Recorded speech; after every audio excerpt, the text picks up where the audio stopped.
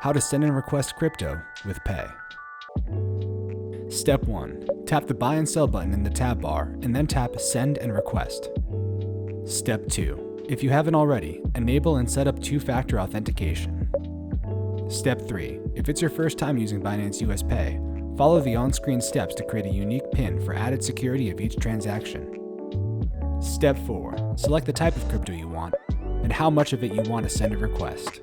You can select the amount in USD or hit the toggle button and choose the amount in the crypto of your choice.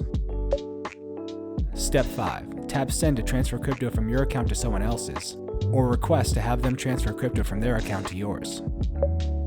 Step 6. If you haven't already, allow Binance US to access your contacts to make it easy to find your contacts. Then select a contact from your list or search for them by phone, email, or name in the search bar. Please note, you can only search for people by name if they're already a part of your contact list. And if your desired contact doesn't already have a Binance US account, you can invite them. This will send a message allowing them to sign up for Binance US. Step 7. If it's your first time using Pay, please read through and acknowledge the safety warning before tapping Continue. Then review your transaction before tapping Send or Request and entering your PIN for final confirmation.